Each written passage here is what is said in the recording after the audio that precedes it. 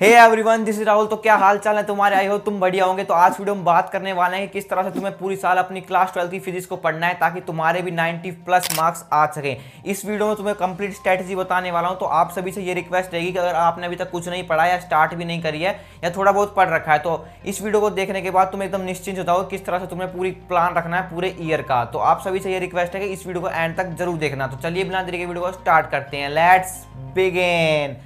तो सबसे पहले हम आते हैं, स्टार्ट करने से पहले यहाँ पर आप जो लाइन लिख रहे हैं ये बहुत ही दमदार लाइन है, इससे तुम्हें काफी मोटिवेट मिलेगा। देखो, फिजिक्स ही जीवन है। बचपन में हमने पढ़ा था जल ही जीवन है, लेकिन अब आपके लिए क्या है? फिजिक्स ही जीवन है। फिजिक्स को समझना और फिजिक्स को रटना दोनों ही मुश्किल है, और आज की वीडियो में तुम्हें दोनों ही आसान बनाने वाला हूँ। देखो, रटना तो मुश्किल है भाई, समझना आसान बनाने वाला हूँ। रटना तो तुम्हारा काम नहीं है, समझना तुम्हारा काम है। यहाँ से स्टार्टिंग करनी है। आप ही स्टार्टिंग कहाँ से करोगे? सिलेबस से स्टार्टिंग करोगे। अगर तुम्हें सिलेबस ही नहीं पता होगा तो यार तुम स्टार्टिंग ही क्या करोगे? तो सबसे पहले तो तुम्हें सिलेबस जान लेना है। सिलेबस तुम्हारा साइड में आ रहा होगा। ये तुम्हारी टोटल 9 यूनिट रहने वाली है, और साइड में तुम्हारा मेन है ना, वो मेन चीज तुम्हें देखनी है मार्क डिस्ट्रीब्यूशन। सबसे पहले 16 मार्क्स की 2 यूनिट आ रही है, उसके बाद 17 मार्क्स की 2 यूनिट है, उसके बाद 18 मार्क्स की 2 यूनिट है, उसके बाद 12 मार्क्स की 2 यूनिट है, एंड उसके बाद 7 मार्क्स की 1 यूनिट है सेमीकंडक्टर वाली। ठीक है, ये तुम्हारा पूरा मार्क डिस्ट्रीब्यूशन मैंने साइड में दिखा दिया। अब यहाँ पर जो आपको डेडलाइन देगी ना, आपको देनी है 15 अगस्त की। आपकी 2 पार्ट है फिजिक्स के। पहला पार्ट में 8 चैप्टर तक है और दूसरे पार्ट में आपके 14 चैप्टर थे। तो आपका जो डेडलाइन रहनी चाहिए ना, 15 अगस्त तक आपका फर्स्ट पार्ट कंप्लीट हो जाना चाहिए। अभी सबर करो, बताऊंगा कैसे कंप्लीट करना है, लेकिन आपको ये संकल्प ले लेना है, संकल्प ले लेना है कि 15 अगस्त तक तुम्हारा सिलेबस कंप्लीट हो जाना चाहिए, फर्स्ट पार्ट वाला। फर्स्ट पार्ट में आपका 8 चैप्टर तक है, इलेक्ट्रोमैग्नेटिक वेव्स तक। अगर बुक लेके बैठे हो तो देख भी सकते हो। ठीक है, वो पार्ट तुम्हारा कंप्लीट हो जाना चाहिए। अब कहोगे भैया कैसे पढ़ना है, ये बता दो हमें। अब ये सुन लो, तुम्हें पढ़ना कैसे है, तो ध्यान से सुनना। अब मोस्ट इंपॉर्टेंट पार्ट आ चुका है, वीडियो को अब स्किप मत करना। देखो, यहाँ पर मैंने पूरा स्ट्रक्चर बता रखा है, हाउ टू स्टडी। सबसे पहले तुम्हारे पास क्या रिसोर्सेज है? तुम्हारे पास है ना इस समय पर सिर्फ एनसीईआरटी टेक्स्ट बुक होनी चाहिए, और आपके लिए एक रेफरेंस बुक मैंने बताई थी। कौन सी रेफरेंस बुक है? वो है एसएल अरोड़ा, वो आपके पास होनी चाहिए। तो सबसे पहले तुम्हें स्टार्टिंग करनी है एनसीईआरटी टेक्स्ट बुक से। देखो, इस समय पर अगर तुम एनसीईआरटी टेक्स्ट बुक रीड नहीं करोगे ना, तो तुम सबसे बड़ी मिस्टेक कर रहे हो, क्योंकि लास्ट में तुम्हारे पास टाइम नहीं बचेगा। तुम एनसीईआरटी टेक्स्ट बुक को रीड करोगे तो स्टार्टिंग से ही तुम्हें ना स्ट्रक्चर बना के चलना है, स्ट्रक्चर से प्लानिंग करके चलनी है। इसलिए मैंने ये वीडियो बनाई थी ताकि तुम अच्छे से समझ पाओ। तो एनसीईआरटी टेक्स्ट बुक का जो तुम्हारा पहला चैप्टर है, स्टार्टिंग कर दो, छोड़ दो। अभी जितना पढ़ा है उसे छोड़ो, अभी मेन चीज शुरू से स्टार्टिंग करो। तुम्हें फ्रेश स्टार्टिंग, अभी ज्यादा टाइम नहीं हुआ है तो तुम्हें फ्रेश स्टार्टिंग करनी है। तो इलेक्ट्रिक चार्जेस एंड फील्ड से स्टार्टिंग करनी है। अपनी एनसीईआरटी टेक्स्ट बुक उठाना, उससे है ना लाइन टू लाइन रीड करनी है। एनसीईआरटी की लाइन टू लाइन अगर रीड करोगे ना तो तुम्हें कोई नहीं रोक सकता 95 मार्क्स स्कोर करने से। लाइन टू लाइन रीड करनी पड़ेगी आपको। ठीक है, एनसीईआरटी की लाइन टू लाइन रीड कर सकती है। अब तुम्हें कंसेप्ट समझने के लिए या चैप्टर समझने के लिए तुम हेल्प ले सकते हो यूट्यूब वीडियो की। यूट्यूब वीडियो की काफी इंपॉर्टेंट लेक्चर्स मिल जाते हैं यार, काफी हेल्पफुल होते हैं यूट्यूब लेक्चर्स। और आज के टाइम पे तो यार मोस्टली बच्चे यूट्यूब लेक्चर से ही पढ़ते हैं, स्कूल में से बस टाइम पास करने ही जाते हैं। ठीक है, यूट्यूब से आप काफी हेल्प मिल जाएगी, तुम्हें लेक्चर से पढ़ सकते हो यूट्यूब से। तो वीडियो में आगे बढ़ने से पहले मैं आपको थोड़ी जरूरी चीज बताना चाहूंगा, जो अक्सर बच्चे मेरे से पूछते भी हैं कि भैया हम क्वेश्चन प्रैक्टिस कहाँ से करें। तो यार देखो, क्वेश्चन प्रैक्टिस करने के लिए मैं आपको सजेस्ट करूंगा ओसवाल के जो क्वेश्चन बैंक है उनके थ्रू आप क्वेश्चन प्रैक्टिस कर सकते हो। जैसे ही आपका चैप्टर खत्म होता है या फिर कोई टॉपिक खत्म होता है, सिंपल आपको ओसवाल के क्वेश्चन बैंक उठाने में आपको दिखा भी देता हूँ। ये मैंने भी परचेज कर लिए हैं।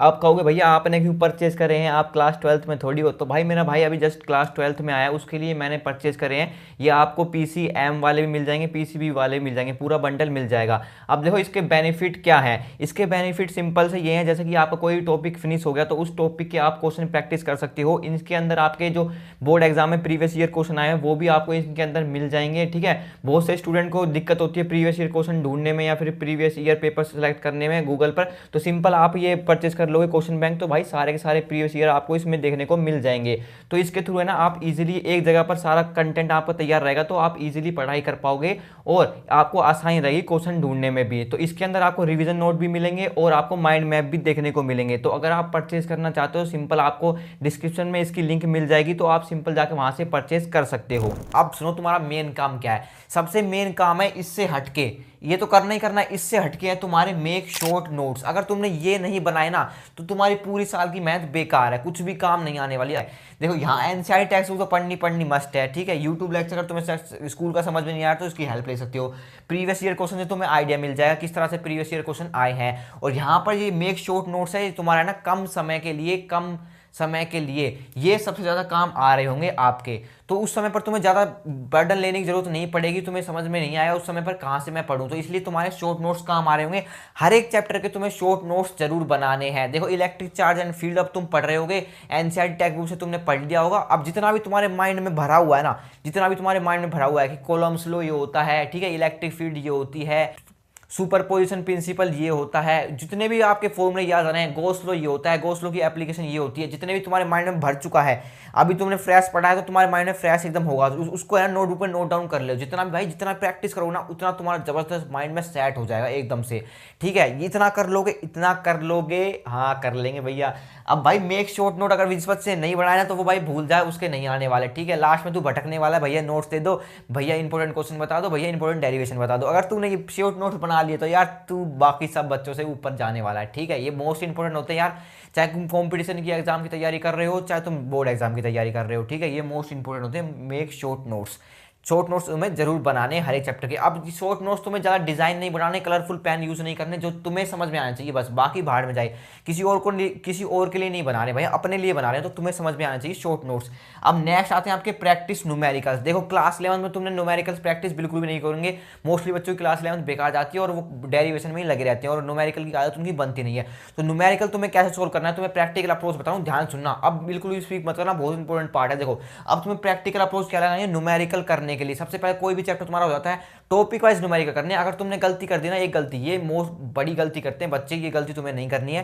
पहले है ना आपको ना चैप्टर्स कंप्लीट नहीं करना है, पूरा चैप्टर कंप्लीट करने के बाद बच्चे न्यूमेरिकल करते हैं। भाई जो कंसेप्ट तुमने पढ़ लिया ना उसके ही न्यूमेरिकल स्टार्ट कर दो। ये PYQ बुक है ना, ये तुम्हारी काम आ रही होगी न्यूमेरिकल सोल्व करने में। और जो मैंने SL अरोड़ा बुक बताई है उसमें भी आपके न्यूमेरिकल्स काफी अच्छे तरीके से दे रखे हैं। देखो पहले ना इजी न्यूमेरिकल दे, कंसेप्ट पढ़ो, एग्जाम्पल सोल्व करो, ठीक है। उसके बाद है ना इजी न्यूमेरिकल सोल्व करो, उसके बाद मॉडरेट न्यूमेरिकल पे जाओ, उसके बाद एडवांस करना चाहो तो कर सकते हो। लेकिन बोर्ड में ना इजी से लेके मॉडरेट लेवल के आपके न्यूमेरिकल्स आते हैं। बोर्ड में न्यूमेरिकल्स भी आएंगे, डेरिवेशन भी आएंगी और आपके है ना थ्योरेटिकल क्वेश्चन भी आएंगे। अब किसकी कितनी वेटेज है वो तो मैंने तुम्हें एक वीडियो में बताई थी, एक्सपोज कर रखा जो सैंपल पेपर आया है, तो वो उसकी लिंक मैं डिस्क्रिप्शन में दे दूंगा, तो आप चेकआउट कर लेना, ठीक है। आपको ना प्रैक्टिस करने न्यूमेरिकल्स, कंसेप्ट का पढ़ने के बाद न्यूमेरिकल सोल्व करना, कंप्लीट चैप्टर करने के बाद मत करना, फिर तुम्हें नहीं पता चलेगा इसमें कौन सा फॉर्मूला लगना है।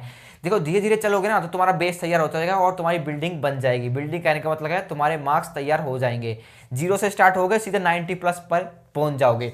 अब उसके बाद आता है रिवीजन जरूरी है। रिवीजन जरूरी क्यों है, अब ये ध्यान से सुनो। अगर तुमने रिवीजन पूरा साल पढ़ लिया, ठीक है, पूरा साल तो अभी तुम्हें बहुत पढ़ना बाकी है यार, पूरा साल तो अभी मार्च में जाके तुम्हारे बोर्ड एग्जाम होंगे, तो पूरा साल तुमने मान लो पढ़ लिया और लास्ट में तुम्हारे रिवीजन के लिए टाइम ही बचा, तो यार इतना थोड़ी माइंड में तुम स्टोर कर पाओगे, ठीक है। इतना माइंड में अगर स्टोर कैसे कर पाओगे तो अगर तुमने रिवीजन ही नहीं करोगे। तो रिवीजन बहुत जरूरी है। जो भी चैप्टर तुम्हारा कंप्लीट होता है उसको है ना आधा घंटा रिवीजन के लिए दो, बस इनफ है यार, आधा घंटा बहुत है रिवीजन के लिए, लेकिन डेली देना पड़ेगा।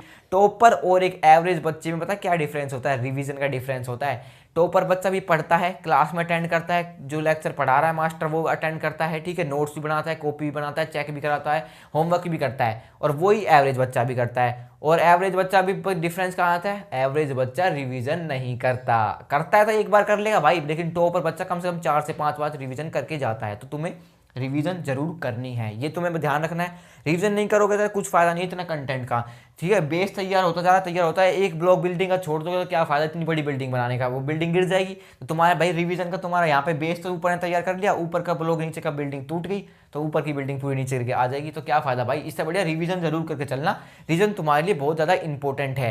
तो आई होप तुम्हें समझ पाए होंगे। और तुम्हारी डेडलाइन ये होनी चाहिए, तुम्हारा ना 15 अगस्त तक फर्स्ट पार्ट कंप्लीट हो जाना चाहिए। स्टार्टिंग से ही सैंपल पेपर तुम्हारा आ चुका है, तो CBSE ने इसलिए सैंपल पेपर दिया है कि तुम्हें आइडिया लग जाए किस तरह से आपका एग्जाम आने वाला है। तो अगर तुमने वो वीडियो नहीं देखी है तो आप वो जरूर दिखा लेना, जिसमें मैंने सैंपल पेपर की पूरा एक्सपोज करके बताया कहाँ से आपके क्वेश्चन आए हैं, NCERT से ज़्यादा क्वेश्चन आए हैं, प्रीवियस ईयर से ज़्यादा क्वेश्चन आए हैं, या फिर आपके कॉम्पिटेंसी लेवल के ज़्यादा क्वेश्चन आए हैं। तो आई होप आपको वीडियो हेल्पफुल लगी होगी। ऐसे हेल्पफुल कंटेंट के लिए आप इस चैनल को सब्सक्राइब कर सकते हो। तो see you in the next video, तब तक के लिए गुड बाय।